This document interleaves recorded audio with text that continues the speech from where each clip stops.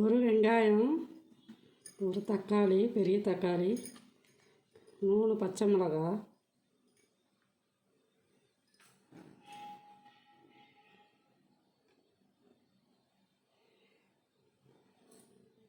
உப்பு தேவையான அளவு. இதில் சோம்பு, கிராம்பு 3, பட்டை 2, இந்த ஜாதி ஸ்டார் 1, இது பேர் என்னன்னு தெரியல, இது பிரியாணிக்கு போடுவாங்கன்னு சொன்னாங்க. இதில் 2 இருக்குது.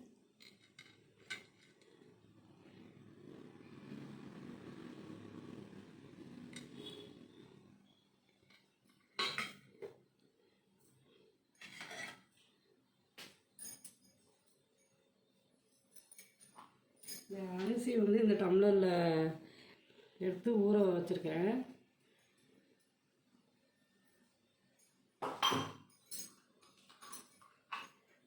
இஞ்சி பூண்டு பேஸ்ட்டு,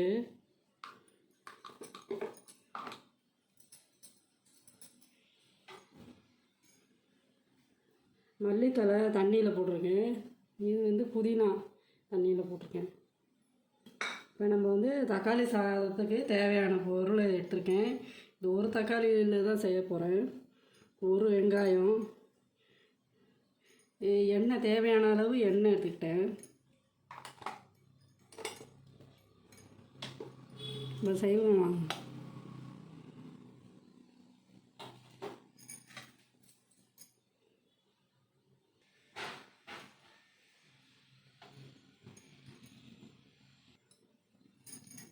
குக்கரில் அடுப்பு பற்ற வச்சு குக்கர் வச்சுருக்கேன். இந்த எண்ணெய் ரீஃபைண்ட் ஆயில்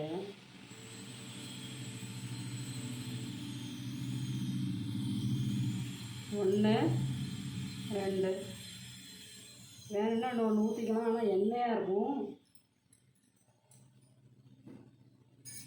இருக்கேன். எண்ணெய் காஞ்சதும் இந்த சோம்பு, கிராம்பு, பட்டை, ஸ்டாரு இதெல்லாம் போடலாம்.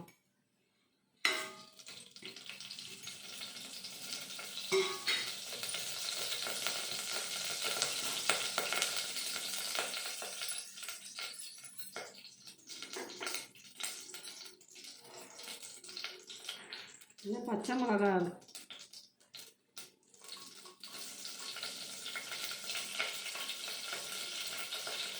வெங்காயம்,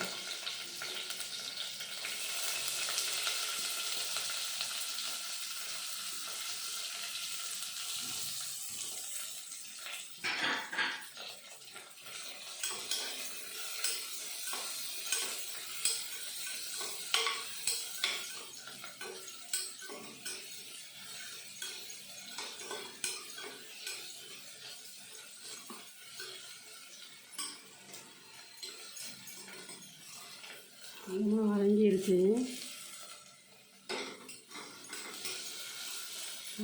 இஞ்சி பூண்டு பேஸ்ட்டு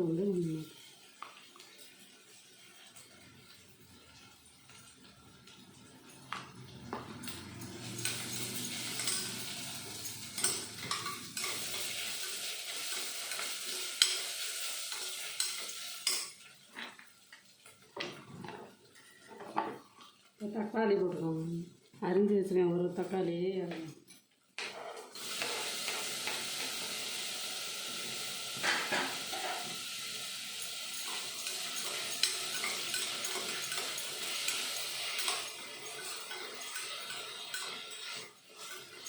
இந்த தக்காளி போட்டதுமே மஞ்சத்தூள் தான் போடுவாங்க, அப்போ தான் அது ஸ்ப்ரெட் ஆகும் அந்த ஈரத்துக்குள்ள. கொஞ்சம் மஞ்சத்தூள் போட்டுக்கணும்.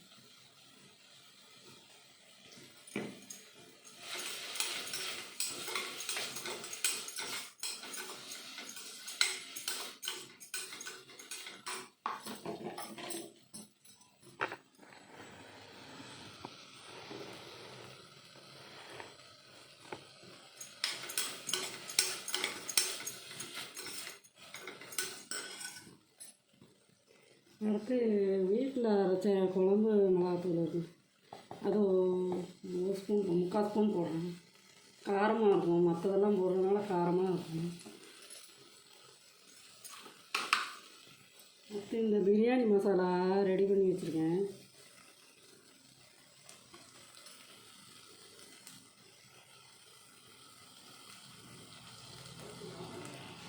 அது கொஞ்சம் போட்டால் போதும் வாசனைக்கு, ரொம்ப போடக்கூடாது.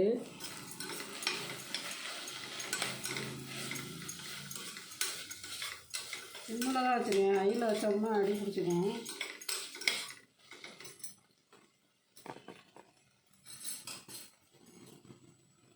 இது புதினா வந்து தண்ணியில் போட்டு அலசி வச்சு புதினா போட்டுக்கணும்.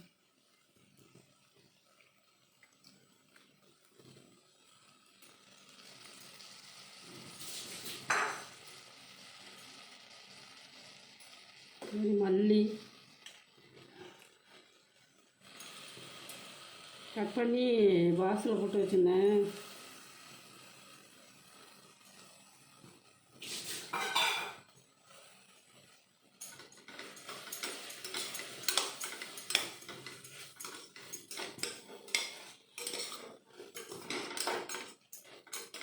ஹைட்டு பத்தலை, ஸ்டவ் ஹைட்டாக இருக்குது.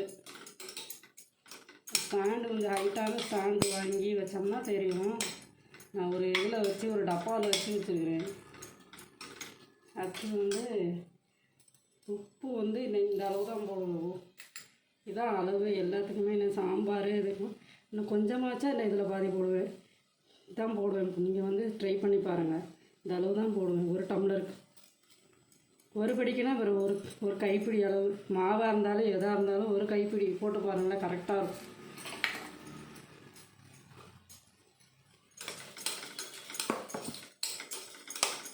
இப்போ போட்டேன். இது வேணும்னா தயிர் ஊற்றி தயிர் எடுத்துக்கிறேன். தயிர் வேணும்னா ஒரு ஸ்பூன் போட்டுக்கலாம், 1 1/2 போட்டுக்கலாம். அது கொஞ்சம் புளிப்பு தன்மை சரி பண்ணலாம்,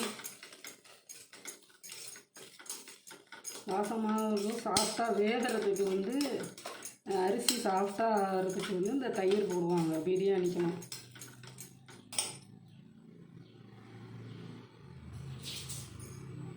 இந்த அரிசி ஒரு டம்ளர் ஊற வச்சுருந்தேன். பொன்னி தான் நான் அரிசி வச்சுக்கேன், பிரியாணி அரிசி இல்லை, பொன்னி அரிசி தான் போடணும்.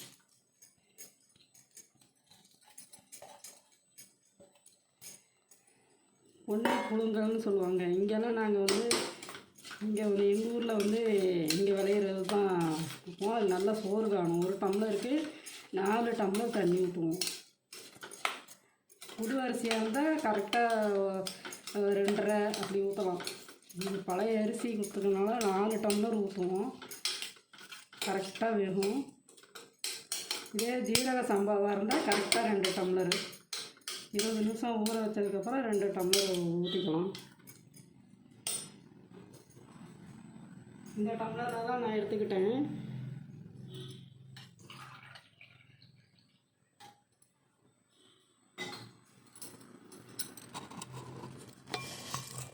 பாருங்கள் கரெக்டாக இருக்குது.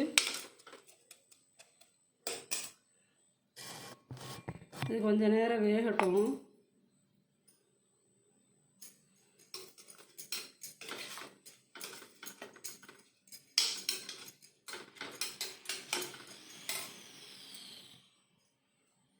இதில் வந்து 4 டம்ளர் ஊற்றிக்கணும்.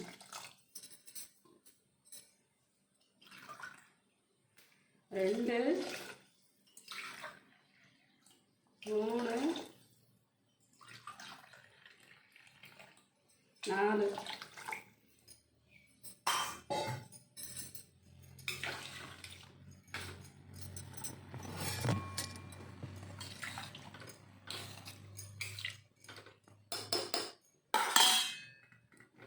மூடி போட்டுடலாம்.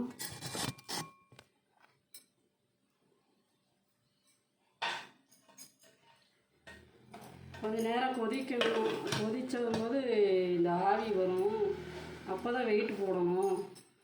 இப்போவே வெயிட் போடக்கூடாது.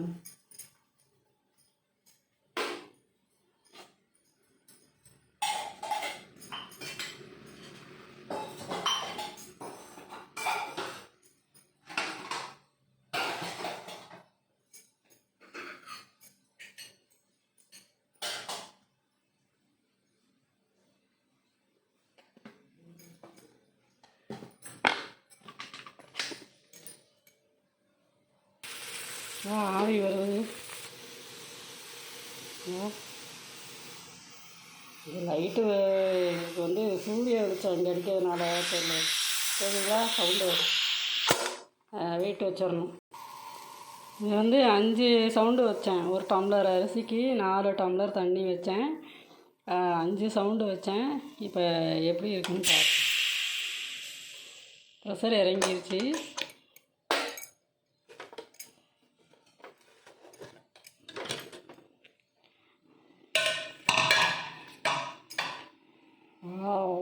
இதில் வந்து நம்ம நெய் வேணும்னா ஊற்றிக்கலாம். நாங்கள் நெய் ஊற்றலை. நெய் ரொம்ப சேர்க்க மாட்டோம். இதுக்கு வந்து நெய் வேணும்னா ஊற்றிக்கலாம். அது டேஸ்ட்டாக இருக்கும் இன்னும்.